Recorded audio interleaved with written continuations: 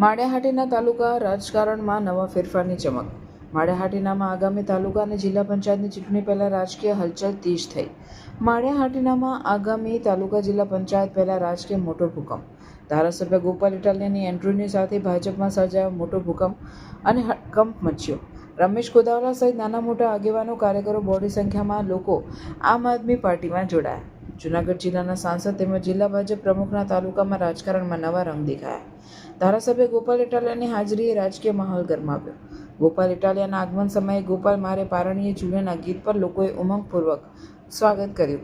સ્વયંભૂ રીતે લોકો મોટી સંખ્યામાં ઉમટી પડ્યા. વિસાવદર બાદ હવે માળિયાહાટીનામાં રાજકારણનું નવું પાનું ખુલ્યું છે. આક્ષેપ મુજબ ગોપાલ ઇટાલિયાએ ભાજપ અને કોંગ્રેસ બંને પક્ષો પર આડે હાથે પ્રહાર કર્યા. પ્રવીણ રામ અને રાજુભાઈ બોરખતરિયા સહિતના સ્થાનિક આગેવાનો ઉપસ્થિત રહ્યા હતા. સૂત્રો જણાવે છે કે જાહેર સભા વિસ્તાર પાટીદાર સમાજનો મજબૂત ગણાતો વિસ્તાર હતો.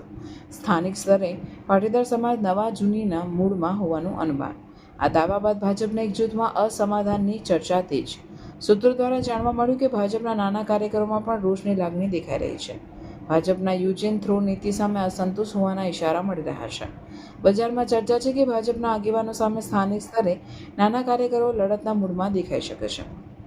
આક્ષેપ મુજબ ભાજપ સરકારના ભ્રષ્ટાચાર, વિકાસના મુદ્દા, મગફળીના પ્રશ્નો અને નાના ખેડૂતોના હક જેવા મુદ્દાઓ ઉઠાવાયા.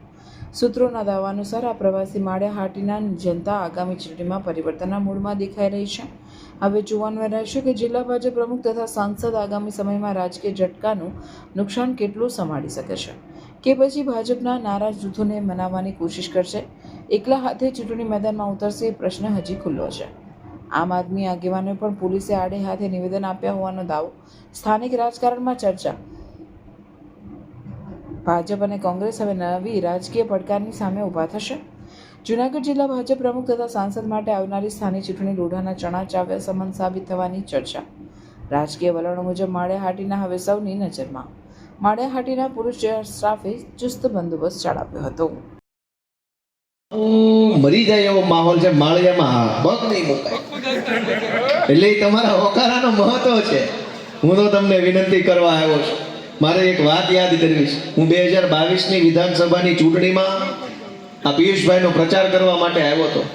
ત્યારે માળિયાની બજારમાં મહારાણા પ્રતાપ સાહેબનું પૂતળું છે, પછી એક આખા બજાર છે. હું તો તેથી જિંદગીમાં પહેલી વાર આવેલો. એની પહેલા એકવાર ઓલા કાર્યાલયમાં આવ્યો હતો. પછી મેં માળિયા બહુ જાજુ જોયું નથી.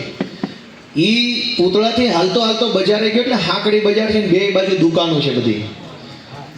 એમાં હું બધાને આમ કરતો જતો હતો, નમસ્તે કાકા, બાપા, રામ રામ, શ્યામ શ્યામ, પિયુષભાઈ મત દેજો, આપને મત દેજો, એવું કહેતો હતો. એમાં એક બાપાએ મારો હાથ આમ પકડીને ખેંચ્યો મને દુકાનમાં. હું કંઈક વિચારું કે શું થયું, એ પહેલાં ખેંચી લીધો કોણો અંદર દુકાનમાં.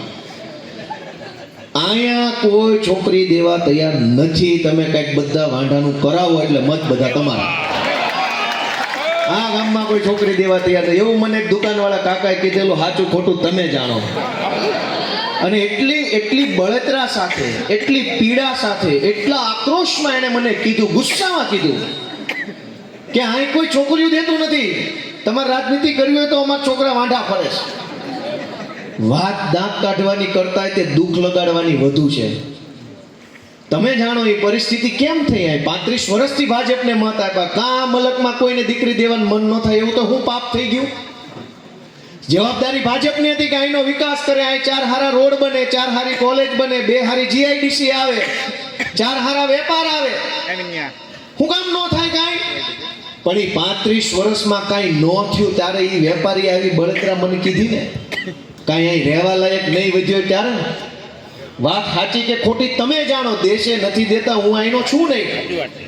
પણ એ ભાઈનું મને પાક્કું યાદ છે. દુકાન મને આમ નામ યાદ નથી, પણ હું હાલીને જાઉં એટલે કહી દઉં કે આ દુકાન હતી. મારા ધ્યાન, કેમ કે આગળ જતા એક મંદિર આવ્યું હતું ડાબા હાથ બાજુ, અને જમણા હાથ બાજુની દુકાન હતી.